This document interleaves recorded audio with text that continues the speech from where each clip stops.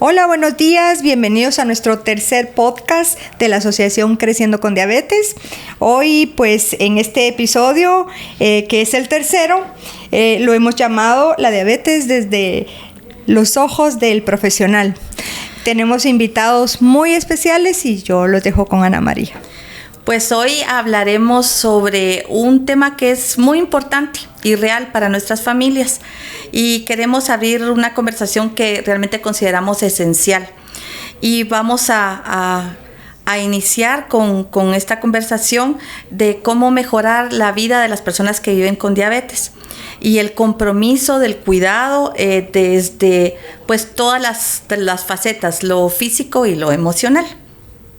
Este espacio es para acompañarnos, para aprender juntos y recordar que vivir con diabetes no se trata solo de números, sino de personas, y cada historia, cada reto y cada esfuerzo son parte de un mismo propósito: educar, cuidar y transformar vidas, que en realidad eso es lo que nos preocupa más a nosotros en la asociación.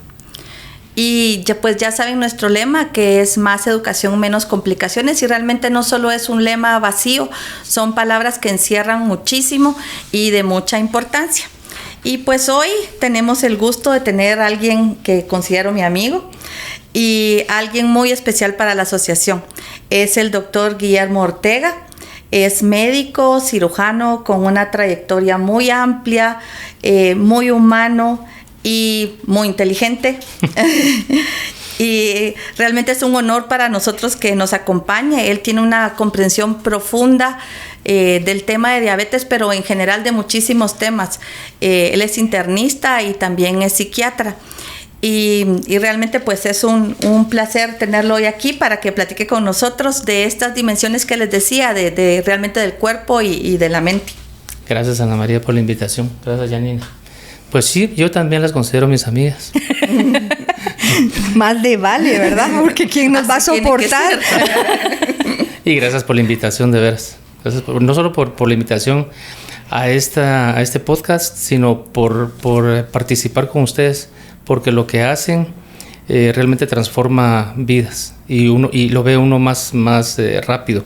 Porque a veces el problema cuando uno está en el área de la salud mental, con pacientes psiquiátricos, que cuesta más ver los cambios, es más a largo plazo. En cambio acá sí ve uno inmediatamente. Paciente mejora glicemia, mejora hemoglobina glicosilada, reduce riesgos de complicaciones, entonces lo ve uno más y es más satisfactorio, por supuesto. Entonces sabe uno que las intervenciones que está haciendo sí valen la pena y que sí tienen efecto en el paciente. Es que tenemos una guía aquí para preguntarte, pero como siempre nos robamos las partes, ¿verdad? Cuando damos la charla, pero nosotros te hemos visto a ti, Guillermo, involucrarte mucho con nosotros, pero todo empezó aquel día cuando presentamos el manual y tú te levantaste y tu intervención nos tocó realmente porque vimos que era algo que afectaba realmente y que de lo que se trataba nuestro trabajo. Y luego, pues, yo no sé si a la fuerza, por amistad o por lo que sea, pues te has visto tan involucrado en nuestros proyectos y sabemos que es de corazón, que realmente te interesa hacerlo. Pero ¿qué fue lo que te tocó hacerlo? ¿Qué fue lo que te motivó? ¿La presión de Ana María? Puede ser. No, mire, a mí de verdad me gusta ayudar, y la docencia y educar al paciente es algo que siempre me ha apasionado. Entonces, el giro que doy en mi vida de manejar pacientes psiquiátricos ahora a manejar pacientes con problemas de diabetes, se puede ver como de un extremo a otro. Sin embargo, tiene mucho que ver, porque con el paciente diabético también hay que utilizar no técnicas, pero sí, la verdad, conocerlo a fondo y saber lo que está pensando y lo que está sintiendo. En una palabra, con empatía. Entonces, lo que ustedes presentaron realmente me llamó la atención y vi una oportunidad para poder educar al paciente y hacer cambio. De realmente qué es lo que me interesa a mí también, hacer cambio en la vida de los pacientes. Pues así, hablando de educación, hay una frase que se repite mucho en el tema de la diabetes, que es que la educación no es parte del tratamiento, sino que el tratamiento en sí. Y nosotros creemos en eso. y yo sé que tú también. Y sabemos que las personas que viven con diabetes, cuanto más se educan, pues van a vivir mejor. Y yo te quería preguntar, para ti específicamente nuestro lema de más educación, menos complicaciones, ¿qué significa? ¿Qué significado tiene?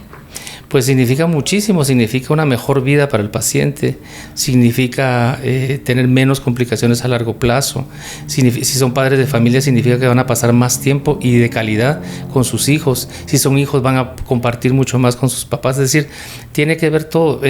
Yo creo que toda la medicina debería estar basada en educación, pero hay ciertas enfermedades que tocan al paciente de una manera tan violenta, diría yo, como la diabetes, que necesitan mucha más educación.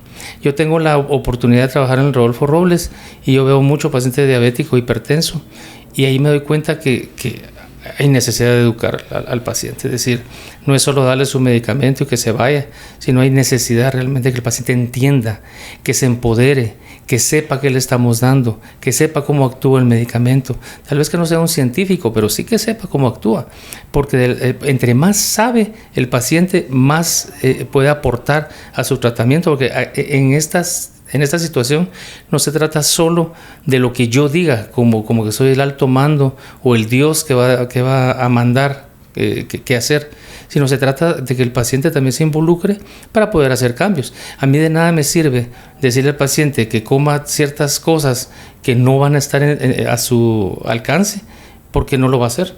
Entonces, pero eso no lo sé si no le pregunto. Y para preguntarle y saber necesito tiempo. Yo creo que eso nos alinea a los tres, porque realmente nosotros hemos promovido mucho últimamente la frase esta de nada sin nosotros, nada de nosotros sin nosotros, porque yo estoy convencida, como Ana María y como tú, de que el paciente tiene que estar involucrado en su terapia. Pero hablando de educación, tú has visto en estos casos que a pesar de que los educas, a pesar de que tienen las herramientas, pues no logran el apego al tratamiento. Eso es frustrante porque podría ser por resistencia del paciente, que yo diría que si tengo que darle un porcentaje sería del 30 a 40% de esa resistencia, pero la mayor parte de casos es por falta de recursos, porque le puedo dar su primer dosis y lo hemos visto, le podemos dar su primer dosis de insulina, pero al rato se quedó sin insulina y se quedó sin tratamiento. Entonces, no es que de nada sirva mantenerse con valores normales por un mes y medio o dos, pero sí realmente no vale la pena hacerlo por un mes y medio o dos si después todo el tiempo va a estar descontrolado. Entonces yo sí creo que el apego al tratamiento lo debería en parte de resistencia del paciente y parte en falta de recursos. El primer contacto del paciente con el diagnóstico es bien importante, porque eso marca cómo lo va a tomar él de ahí en adelante.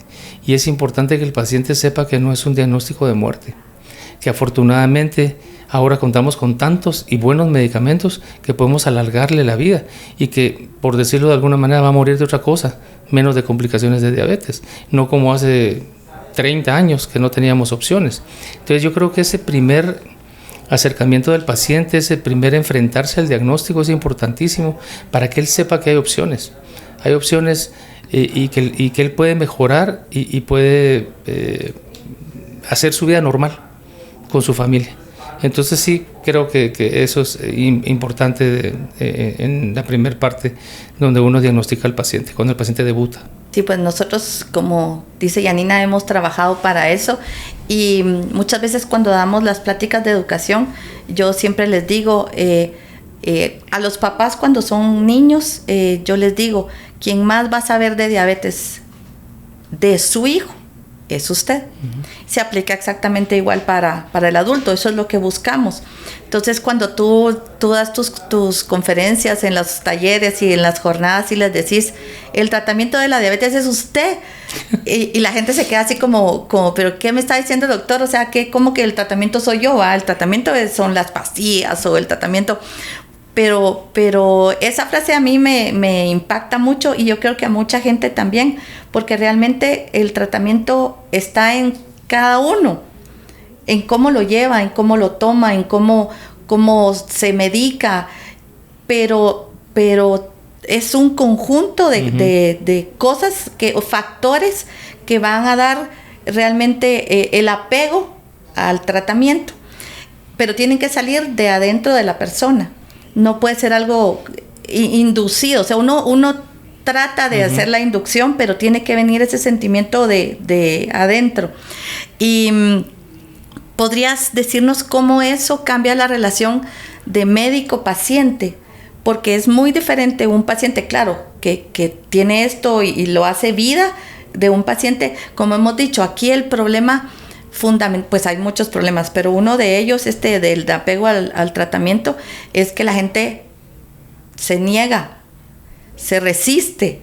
Entonces, ¿cómo esto cambiaría esta dinámica entre el paciente y el equipo médico? Porque realmente para la diabetes es un equipo médico. Sí, es importante que el paciente sepa en qué consiste su tratamiento, por ejemplo. Y los pacientes que debutan, la mayoría conmigo, son de 300 miligramos por decilitro de azúcar para arriba.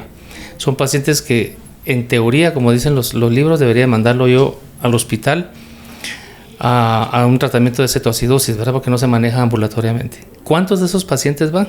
Ninguno. Ninguno quiere ir al hospital. Dice, doctor, me voy a estar ahí horas de horas, no me van a hacer nada y me voy a ir a mi casa igual. Entonces, hacer opciones como enseñar el uso de la insulina en ese momento, enseñarle desde ese momento que la insulina no lo va a dejar ciego, ¿no? Lo que lo va a dejar ciego es la diabetes, el mal control de la diabetes. Entonces, entre más educado esté el paciente y mejor sea esa relación con el médico, mejor va a ser el tratamiento y el paciente no le va a mentir a uno, o por lo menos le va a mentir menos.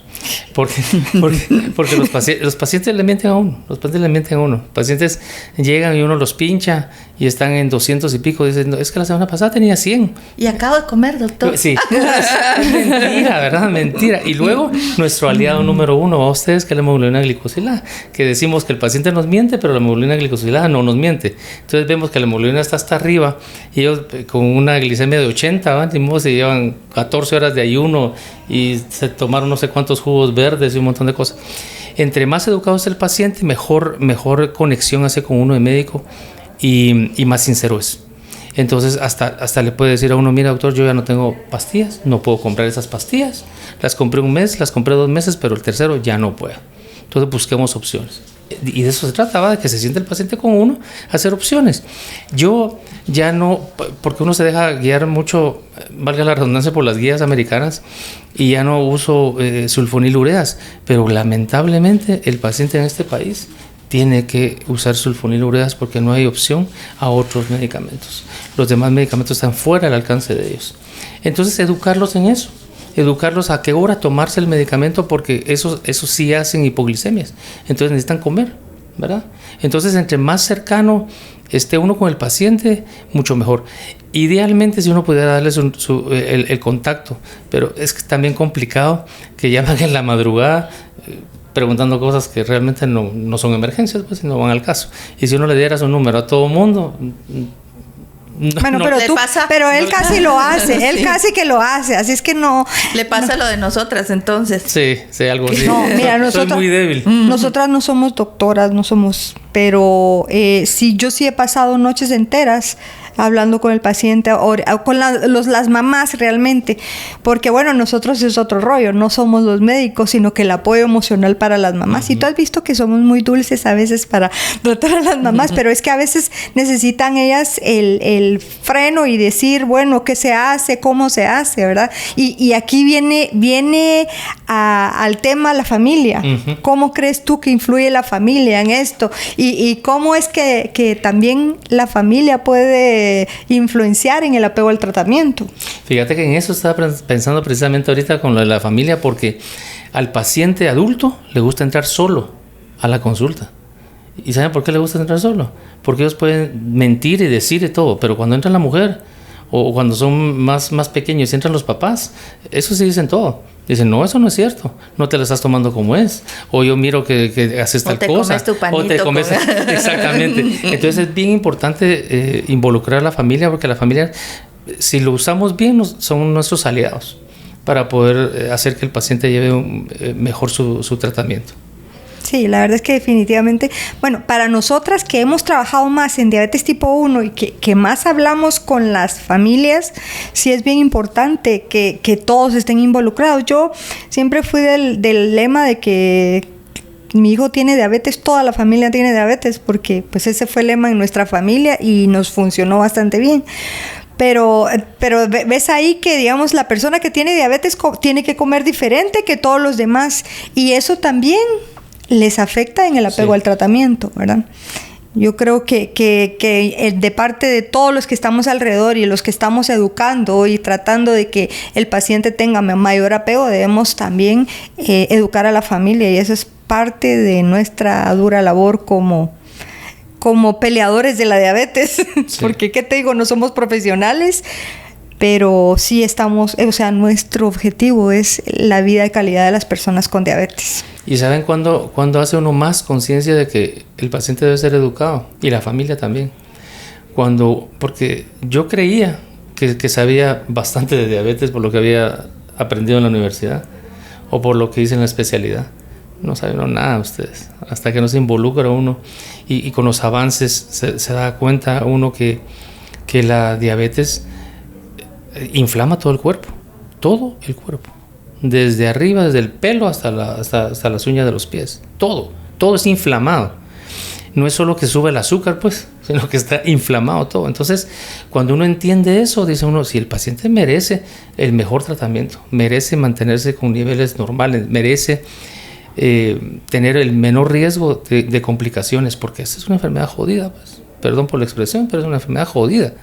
Mucho más. A mí, yo les digo a los pacientes, si ustedes me preguntan ¿qué escojo?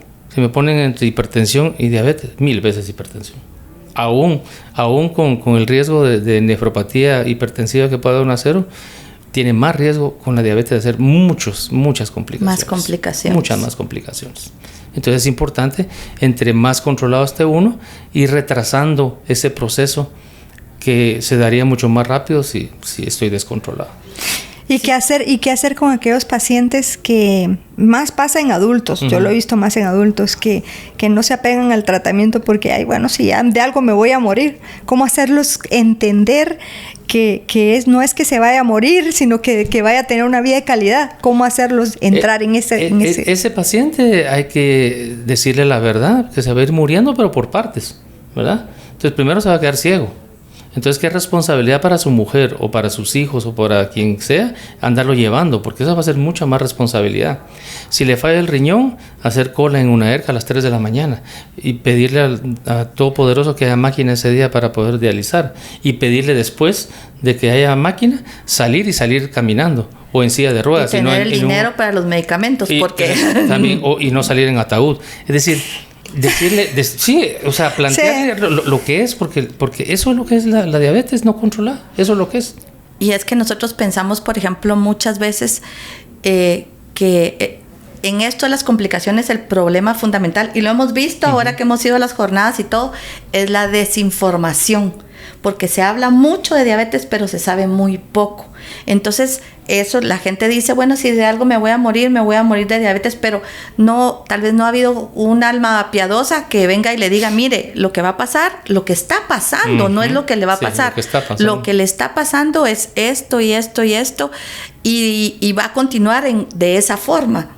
Entonces, yo creo que ese es como un punto fundamental en el que nosotros ahora estamos como muy metidas, que es esto, darle esa visibilidad, que la gente sepa, pero sepa con información veraz, porque ahora cualquiera se puede meter y buscar y le sale un TikTok que se cura, que se tomen no sé qué agüita, y ahí podemos hablar un poco que hemos visto y de los mitos que la gente maneja en nuestro país, que debe ser así, tal vez en otros países latinoamericanos, pero aquí hay muchos mitos con respecto a la diabetes, que es por desinformación. Entonces, siempre nos hacen las mismas preguntas, o casi siempre las mismas preguntas, y de ahí podemos concluir que realmente si la gente estuviera un poquito más informada, también tendrían más ganas de educarse, uh-huh. Porque entonces uno dice, bueno, pues no me voy a morir de eso si me cuido, y cómo me tengo que cuidar, y qué tengo que hacer. Pero si ya es como que ya le dan su su carnet ahí para la funeraria. Entonces realmente a veces también entra depresión o qué sé yo, que no les deja tener un apego al tratamiento. Y verdad que oímos siempre los mismos mitos en las jornadas. Nos hemos quedado pensando cuál nos hace falta que nos pregunten, pero por lo general es lo mismo. Yo siento, y tú me podrías aclarar, la diabetes afecta fisiológicamente el estado emocional de las personas. O sea, que hay algún químico en nuestro cerebro, porque hemos visto muchos casos, principalmente en personas que tienen mucho tiempo de vivir con diabetes, que tienen problemas de depresión, pero que al final pues se juntan un montón de factores y eso influye en el apego al tratamiento, como es a eso a lo que siempre llegamos, ¿verdad? Pero sí afecta algún químico en el cerebro. Hay un grupo de investigadores europeos que están incorporando al tratamiento contra depresión antiinflamatorios, porque ellos se dieron cuenta que el cerebro está inflamado durante la depresión. Entonces tiene mucho sentido pensar que el paciente con diabetes también tiene inflamado el cerebro y que va a tener también depresión, y como es el mismo neurotransmisor, el de depresión y el de ansiedad, va a tener los dos. Entonces sí, yo completamente de acuerdo con eso. El paciente diabético tiende o a padecer de depresión o de ansiedad o de cualquier otro trastorno. O de las dos juntas. O de las dos juntas. Y si también tiene ansiedad, seguramente también eso hace que se le suba el azúcar. Entonces es un círculo vicioso. Sí. Porque las emociones también tenemos, es un factor que puede... Hablando de emociones, yo creo que este es un buen espacio para aclarar esto de que la diabetes da por un susto. Yo creo que es un buen de mitos. Yo creo que porque es que es una de las preguntas clásicas y de lo más popular y lo que más oímos siempre, ¿verdad? Tal vez tú como profesional nos puedes aclarar esto de la diabetes da por un susto. Pues eso no es cierto. Lo que pasa es que ahí hay que ver muchas cosas, porque es probable que un paciente tenga un evento que lo descontrole emocionalmente, pero no sabemos cómo ha estado el azúcar en los últimos 10 días o el último mes. Entonces a lo mejor ese paciente ya maneja hiperglicemias y con un susto obviamente se le va a subir más, pero no es que el evento en sí le vaya a provocar la diabetes, ¿verdad? Y luego eso lo hace uno pensar cuánta gente vive a nuestro alrededor con prediabetes, con resistencia a la insulina, que es un montón. Es un montón. Como hemos visto cuando hacemos los tamizajes. Y los tamizajes. Y miren ustedes, los colegas se resisten a hacerse pruebas de glucosa. Los profesionales de la salud, los médicos. ¿Cuánto no? Y las educadoras también. A veces. ¿Cuánto más las personas que no tienen mayor educación? Sí, es como que el que nada sabe, nada teme. Nosotros a veces llegamos a pensar que las personas prefieren vivir en la ignorancia, porque pues es que, bueno, yo no sé, pasa con los profesionales, pasa con las personas. Bueno, nosotros sabemos todo lo que puede pasar, o tal vez mucho de lo que puede pasar, y vivimos un poco más temerosos de, por ejemplo, Ana María y yo, de lo que le pueda pasar a nuestros hijos. Pero sí tenemos el temor, pero no nos quedamos con el temor, sino que seguimos y vemos qué hay que hacer. Entonces, yo creo que ese temor, esa tranquilidad de no saber qué pasa, y es lo que hablamos, que si doliera, ¿verdad? Uh-huh. Sí, pero es si que la duele. Si la diabetes doliera, la gente inmediatamente buscaría pues una cura o un remedio. Y el problema que tenemos es que cuando duele, pues muchas veces ya es muy tarde. Uh-huh. Entonces, creo que esa es otra de las razones por las que la gente vive sin saber que tiene diabetes. Y entonces cuando de repente hacemos un tamizaje aleatorio y tienen una glicemia elevada, la gente así como, ay, pero si yo me siento re bien. ¿Y cómo me salió ese número? ¿Está malo su glucómetro? No, o los otros que saben que tienen diabetes y mantienen su glucosa alta, porque si se las baja más, ya se sienten mal. Uh-huh. Eso es otra de las cosas que, bueno, a mí me gustaría que tú lo aclares como profesional, porque nosotros lo aclaramos cuando llega el caso, pero no es lo mismo desde los ojos de un profesional. No, obviamente las guías y todos los artículos lo dirigen a uno hacia buscar metas en el diagnóstico. Entonces no puede uno conformarse, ni puede uno decirle al paciente que está bien que mantenga 150 porque es diabético, ¿verdad? Porque también son ideas mal concebidas y difundidas por los mismos profesionales. Los mismos profesionales que no están empapados en el tema, dicen, como es diabético, entonces está bien que estés en 150, porque como sos diabético, esa no es una excusa, pues. Es decir, yo le digo al paciente, si la razón de tomar medicamento es precisamente para estar normal, porque ¿para qué vas a estar tomando medicamento para mantenerse en 150? Para eso no vale la pena, pues. O sea, hay que tomar medicamento para estar normal. Entonces, hay que educar al paciente también en ese sentido y que acostumbre también a su cuerpo y él a sentirse diferente, porque para que haya subido hasta esos niveles, el cuerpo tuvo que haber tenido cambios. Pues igual va a pasar cuando él vaya bajando, va a tener ciertos cambios, pero hay que ofrecerle y enseñarle los beneficios de tener azúcar normal comparado con mantener 200, ¿verdad? Explicarle lo de la nefropatía diabética, lo de la retinopatía y todas las miles de consecuencias que tiene la diabetes maltratada. Pero sí hay necesidad de educar al paciente, pero no es cierto que pueda mantenerse en un nivel elevado porque es diabético. Esa es una justificación muy claro poco que sí, basada en ciencia.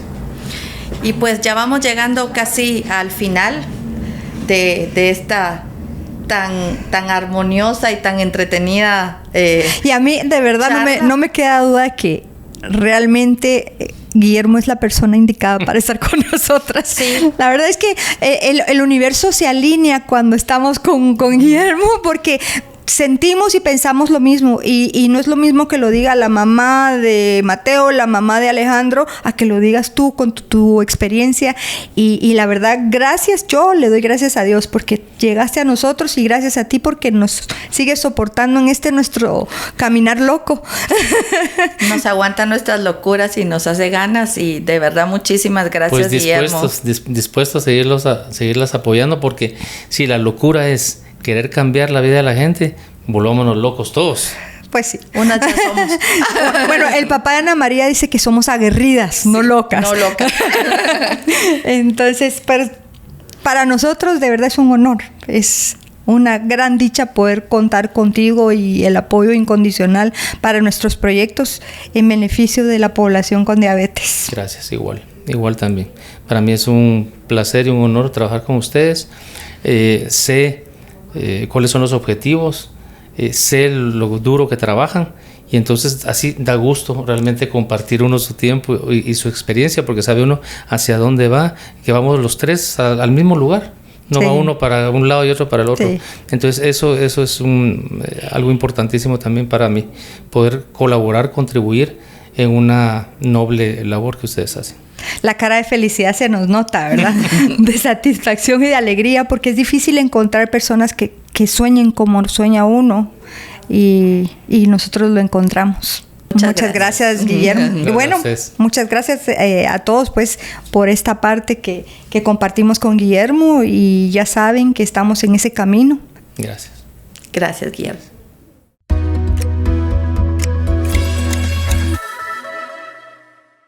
Ahora queremos hablar de otro tema que es sumamente importante y complementa lo que ya hablamos en la primera parte. Y vamos a hablar del tema emocional.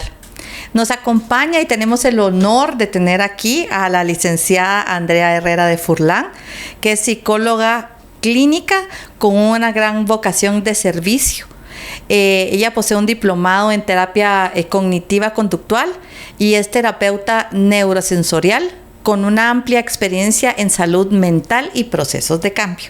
Así que muchas gracias por acompañarnos, Andrea, por estar aquí con nosotros, por compartir el día de hoy.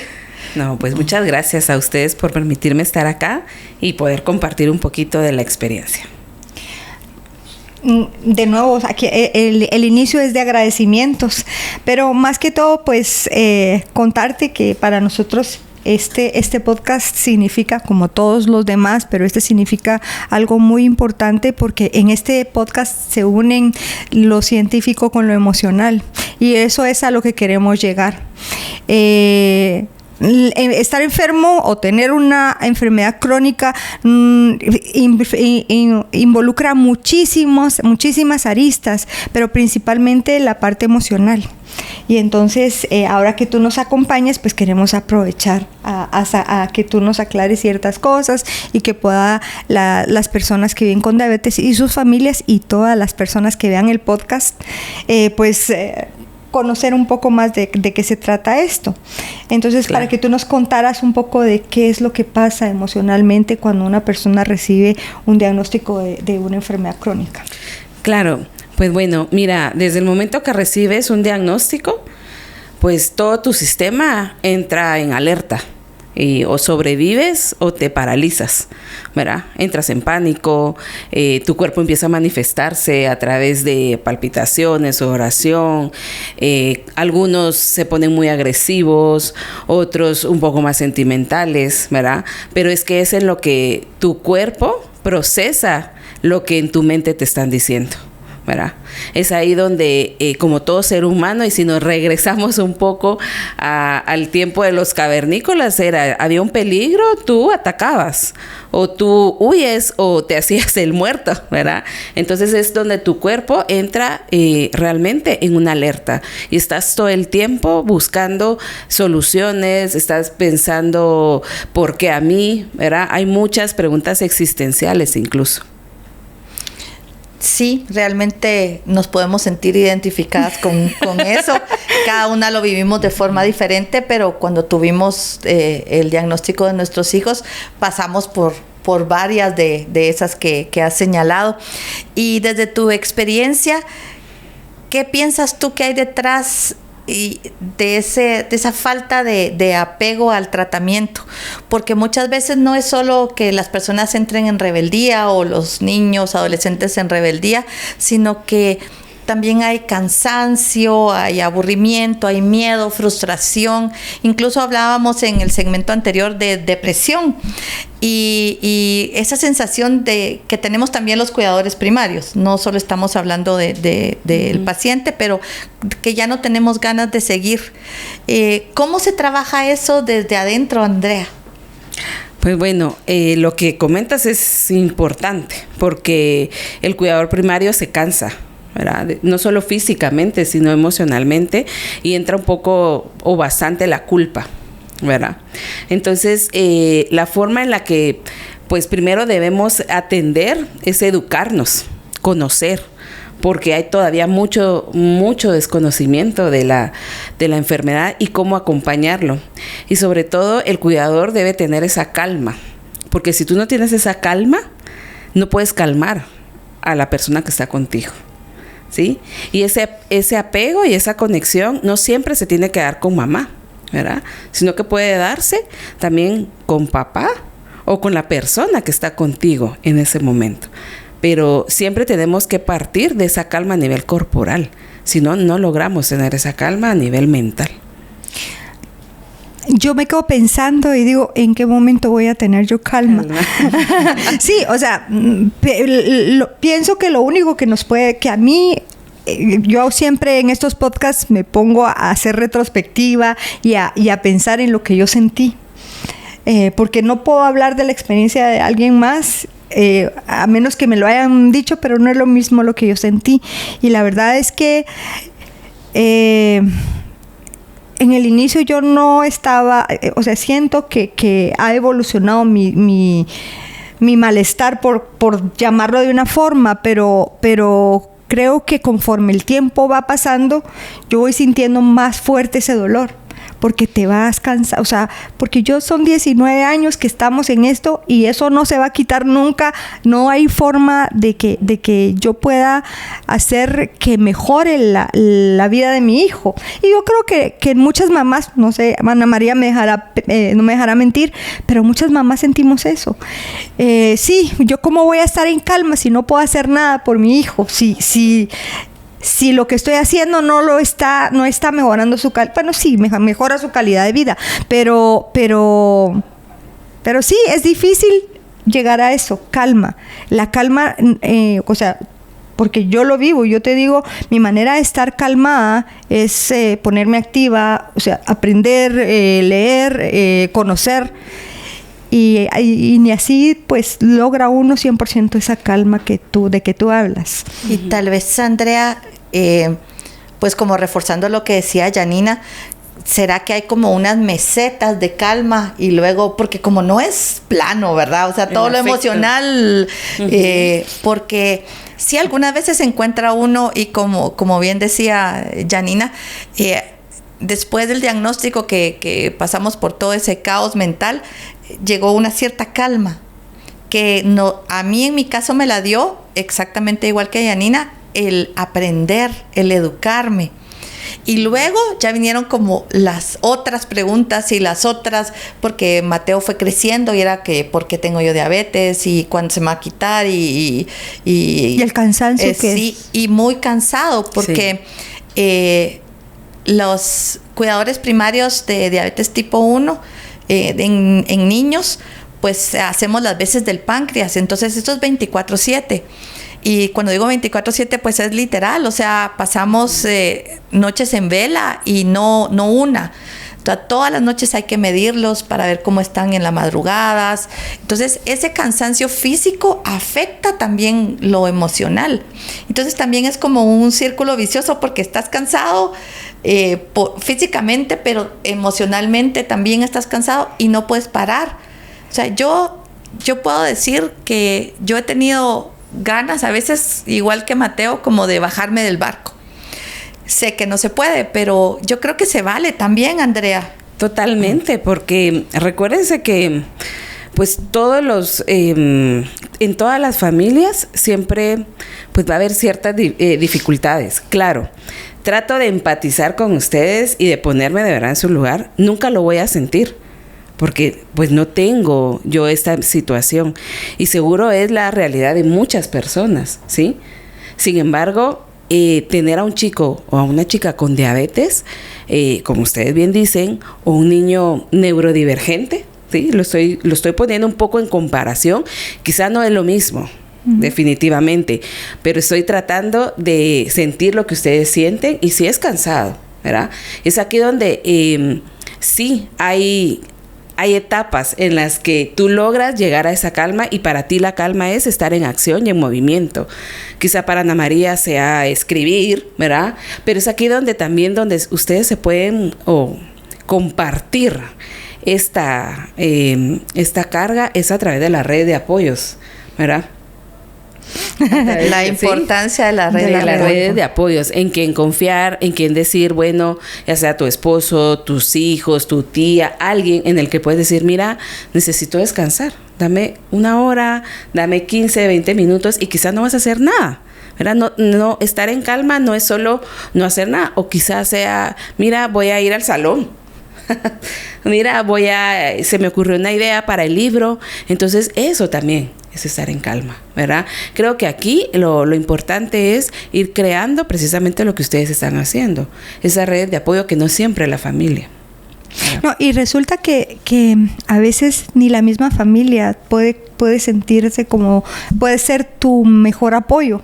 No puede ser, o sea, mi mejor amiga, aunque me ame, me quiera, me entienda y sienta, nunca va a sentir lo que yo siento. No. Y entonces hemos visto que en los grupos donde las mamás o los cuidadores o las personas que viven que tienen a alguien con una enfermedad crónica, se entienden mejor. O sea, yo no puedo compartir con mis hermanas, por ejemplo, lo mismo que comparto con Ana María o con otra mamá de la asociación. Claro. Y eso creo que es bien importante, entender y hacer entender a la familia que no es que prefieras estar con la gente de la que vive con la enfermedad crónica, sino que es otro sentir, es otra forma de apoyo, porque los problemas, los retos, los dolores son diferentes, ¿verdad? Y quizás, si me permiten, ahí agregaría yo que a veces solo necesitas que te escuchen.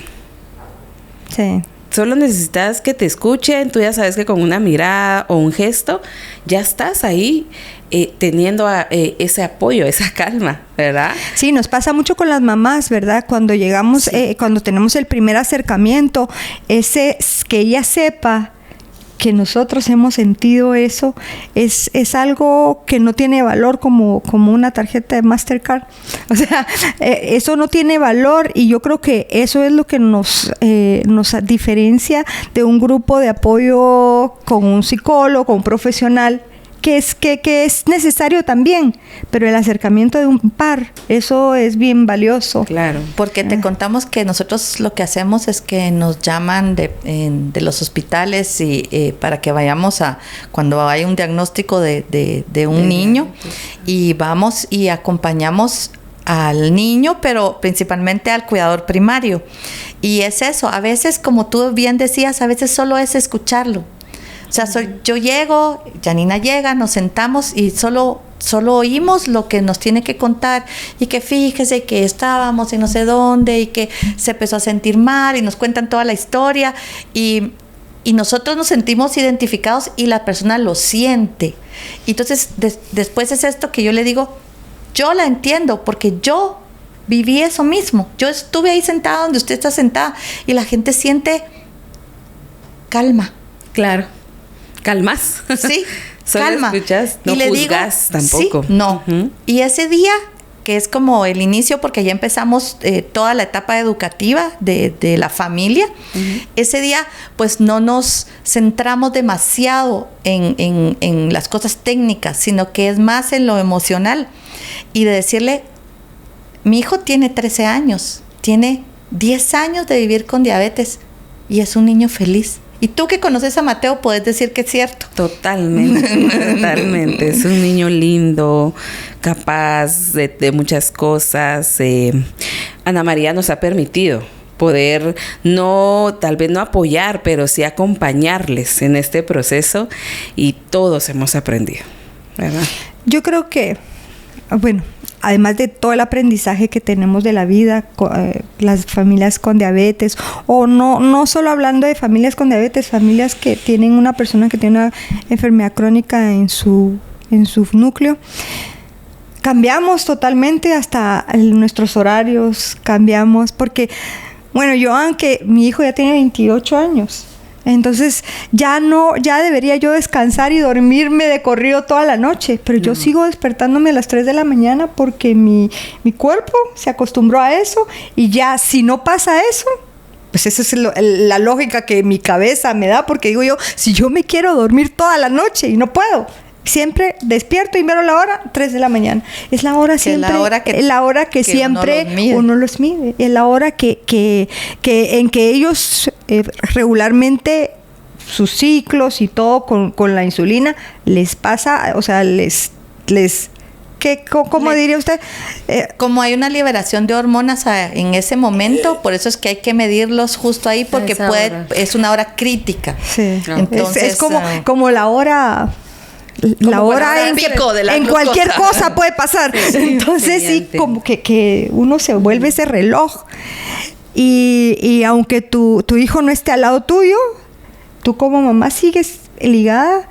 Y yo no sé, y yo sí sigo ligada a mis otros 2 hijos que no tienen diabetes, pero con él, o sea, él cambió a pesar de que los otros no son totalmente ajenos a cualquier otra patología, pero sí, con él es como que sí, el horario, todo se vuelve uno tan diferente. Yo no sé si usted hubiera sido diferente si Mateo no hubiera tenido diabetes. A ver. Bueno, yo loca siempre he sido, o sea que no. Sí, lo loca sí no se nos aguerrida, quita. como dice mi papá. Sí, pues sí. Pero pero no sé, yo creo que no, ni tampoco Mateo sería lo que es. O sea, y creo que ahí, por ejemplo, hay un tema súper interesante porque son las dinámicas familiares, que era lo que estaba hablando Yanina. Hay, y pueden haber, si uno no lo toma como bien, tanto en diabetes tipo 1 como en diabetes tipo 2, roces por los roles de cada uno en la familia, porque nosotros hablamos porque somos cuidadoras primarias, pero ¿cómo se siente Mateo? Mateo a veces me dice a mí, es que tú no sabes qué se siente tener diabetes. Y yo le digo, ¿tenés razón? Yo no vivo con diabetes, no sé qué siente él. ¿Y qué sienten los hermanos de Mateo? O sea, ¿qué siente Caterina? ¿Qué siente cada uno? Y entre el papá y la mamá. Porque también te queremos contar que tenemos un grupo de apoyo para mamás que realmente no se habla, son solo emociones y sacar, y se llama entre tazas y glucosas. Y tenemos uno solo para papás. Y uno puede, aparte nos reunimos como familia, pero esta importancia de que se junten solo los papás, porque a veces, si el cuidador primario es la mamá, nosotros queremos hacer las cosas como nosotros queremos, e incluso a veces excluimos a los demás. O a los demás, ajá. Sí, y fíjate, y que la verdad que, pues, aparte del agradecimiento, felicitarlas. Porque están en todos lados. Están en casa, están en la asociación, ayudando a otras personas. Y sé que no es fácil, ¿verdad? Así que muchas gracias por esa ayuda que ustedes están, que quizás no se ve en todos lados, pero ahí están. Así que, pues, muchas gracias. Y sí es cierto, porque como, recuérdense que el vínculo con nuestros hijos lo llevamos 9 meses. Entonces es bien fuerte, y sobre todo tú no quieres ceder ese control a la otra persona, porque no lo vas a hacer como yo. No lo vas a hacer igual de bien, no vas a ser meticuloso, porque quizá no te vas a levantar a las 3 en punto, sino que 5 antes o 10 después, y no tiene que ser en ese momento, ¿verdad? Porque sí, en esta enfermedad hay que ser muy puntual, muy de rutina, ¿verdad? Entonces tú no quieres eso, porque tú es tu mayor tesoro, y tienes 2, 3 hijos más, pero tú a él o a ella lo quieres cuidar siempre. Entonces es bien difícil porque tú no quieres soltar, pero te cansas, pero también pides ayuda. Entonces creo yo que ahí es donde tienes que poner la casa en orden y decir, bueno, yo soy super mamá, pero no puedo con todo y no puedo descuidar. Ustedes no se pueden descuidar, porque entonces todo para. Lo difícil que es delegar. Yo tengo un problema serio con eso. Yo también. Tenemos un problema muy serio. O sea, nadie lo hace bien. La única persona en la que yo confío que lo va a hacer como lo haría yo es en Yanina. Claro. O sea, te quedas así porque... Me quedo esperando para que diga lo mismo. Pero te quedas así como pensando. Yo vi tu expresión, y es cierto. Yo dije Mauricio, no. Ni Mauricio, ni Quique, ni mi hija, ni nadie. Yo sé que si yo le pido algo a Ana María, ella lo va a hacer.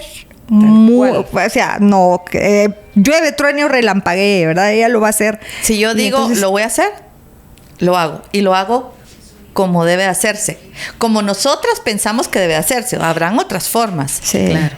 Pero hemos llegado como a ese nivel de complementarnos. Claro. Y, por ejemplo, ¿por qué no Mauricio? Primero porque... O sea, no es que voy a sonar feminista, ¿verdad? Pero primero es hombre. Sí. Entonces, súper práctico en muchas cosas. Sí, mi Mauricio es súper práctico. O sea, él así como yo le digo, hiciste no sé qué, no sé cuánto, y la comida, manda a comprar. Y no sé qué. Claro. No lo hice. Sí, o sea, y no pasa nada, porque va con su... No es que él sea descuidado, sino que es su personalidad y resuelve, pero a su manera. Y tiene el control a su manera. Sí, a su manera.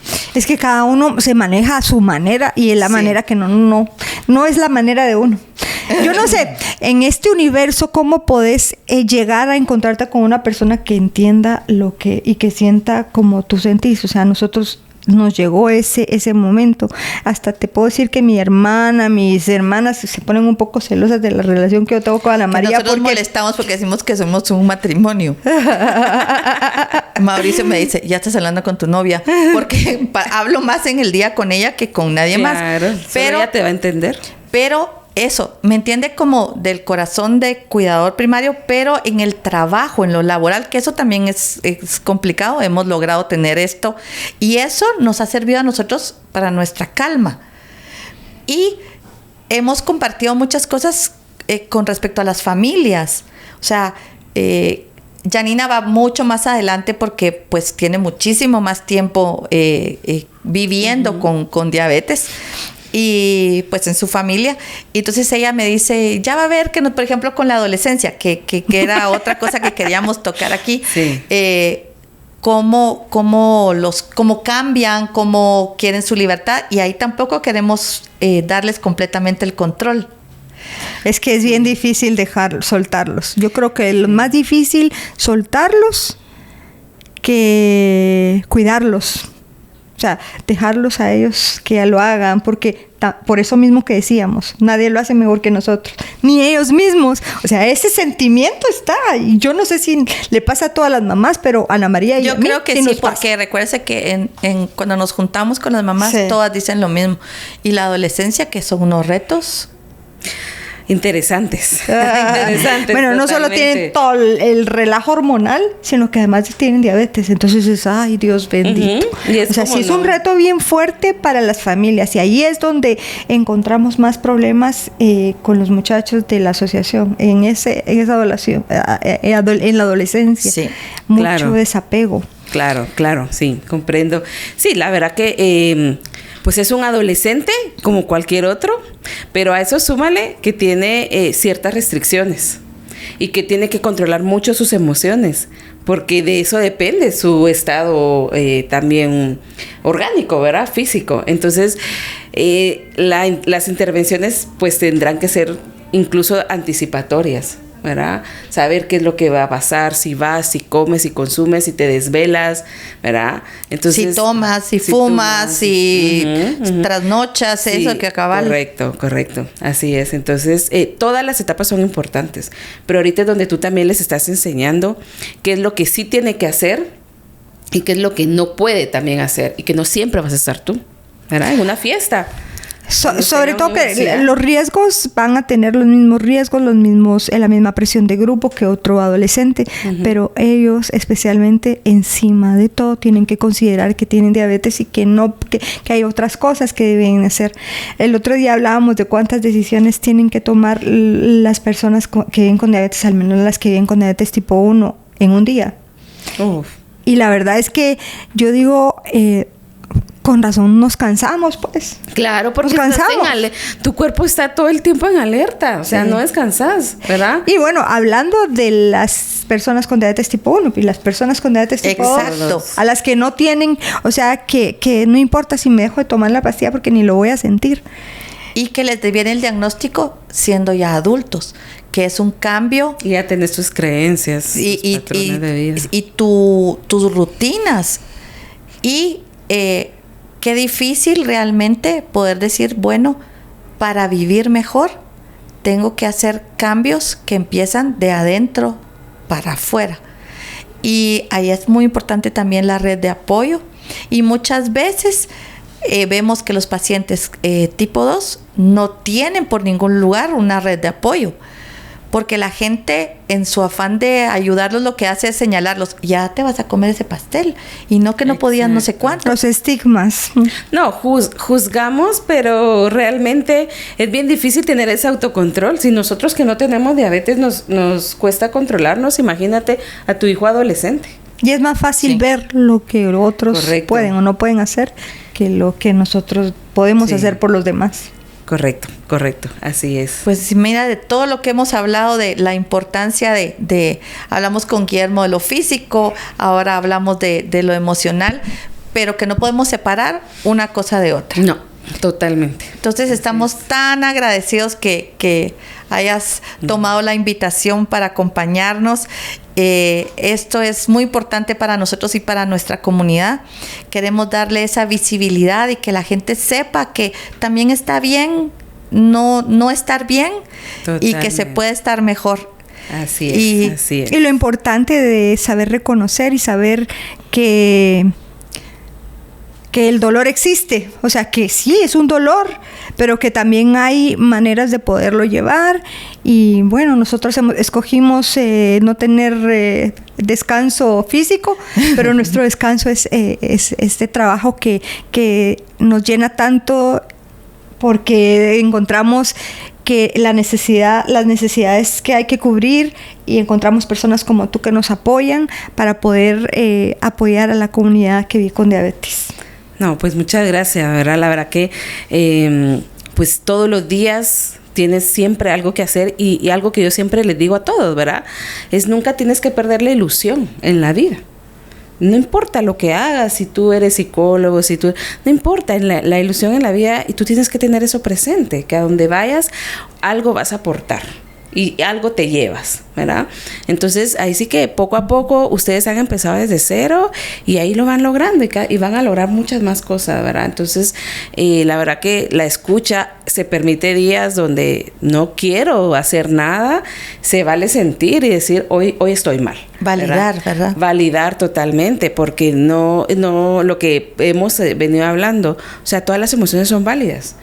Lo que pasa es que le huimos a la tristeza, le huimos a la frustración, y mejor si no la sentimos, pero las tienes que sentir para poder saber después lo que es la alegría y esa sensación de logro, ¿verdad?